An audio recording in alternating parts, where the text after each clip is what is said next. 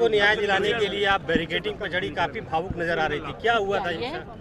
नहीं देखिए, इस प्रदेश की जनता ने मेरी जो भूमिका तय करी है, मेरी भूमिका तय है यहाँ पर विपक्ष में खड़े होने की। और विपक्ष में मेरी जनता, मेरे पूरे देश के लोगों के साथ जब भी कोई अन्याय होगा, ऐसा कोई हत्याकांड होगा, ऐसा कोई अपराध होगा, तो उसमें खड़ा होना मेरी नैतिक जिम्मेदारी है। हम यहाँ पर पूरी लोकतांत्रिक व्यवस्था को मानते हुए, नियमों का फॉलो करते हुए, यहाँ पर बिल्कुल शांति रूप चलते हुए यहाँ आए। यहाँ पर हम अपना ज्ञापन देना चाहते थे, बात करना चाहते थे और उस हत्याकांड में क्या पुलिसिया कार्रवाई हुई है उसकी अपडेट चाहते थे, जिसकी सूचना मैंने आप लोग के माध्यम से रिटन मीडिया के हिसाब से सबको दे दी थी।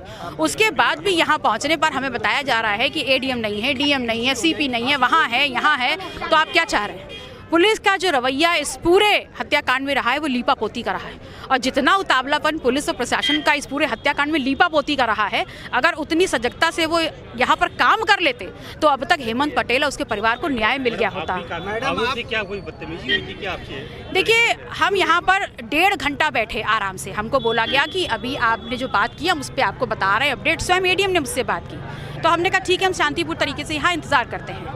हमको बैठने का कोई स्थान नहीं दिया गया। मैं भी एक जनप्रतिनिधि हूँ, तो एक जनप्रतिनिधि के साथ अगर ये चीज़ हो रही है तो आप सोचिए जनता का इस सरकार में क्या हाल है। 1.5 घंटा हम धूप में बैठे हैं, उसके बाद भी किसी ने पूछा नहीं कि मैडम अभी देर लगेगी, जो भी होगा, कुछ नहीं।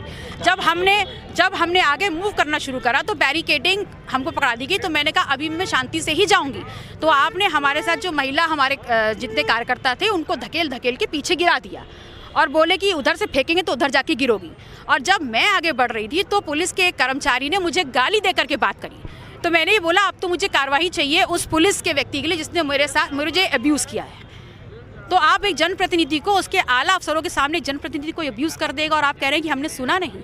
ये मामला आगे बढ़ाएंगी विधानसभा में उठाएंगी? बिल्कुल बढ़ाऊंगी, बिल्कुल बढ़ाऊंगी। ये मेरे सम्मान के साथ जुड़ा हुआ है। मैंने इनको वक्त दिया है कि आप उस व्यक्ति को चिन्हित करिए, उसके खिलाफ कार्रवाई करिए, और अगर कार्रवाई नहीं करेंगे तो यहाँ का पूरे पुलिस प्रशासन और जितने भी सीनियर ऑफिसर्स यहाँ खड़े थे वो सब विधानसभा में नजर आएंगे। मैं छोड़ूंगी किसी को नहीं।